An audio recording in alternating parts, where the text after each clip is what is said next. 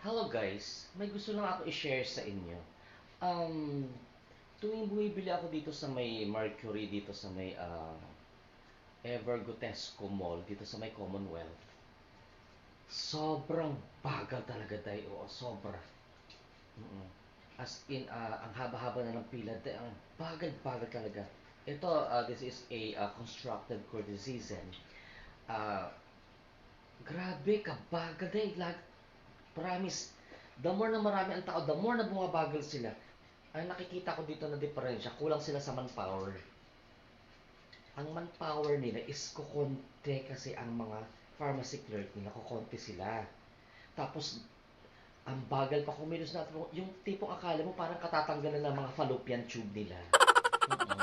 Tapos yung parang bagong cesarean sila na hala, take time talaga ako makakilos, Day.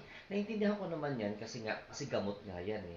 Pero, Day, wag naman yung parang sobrang bagal naman talaga. Then, madami talaga nagreklamo, totoo lang. Yung mga katabi ko nagagalit na talaga, totoo lang, promise. Sana makarating naman ito sa ano no, sa kinauukulan, sa pamunuan ng Mercury Drugstore dito sa lalo pa dito sa branch dito sa Evergotesco Mall sa Commonwealth. Medyo pakibilis-bilisan naman.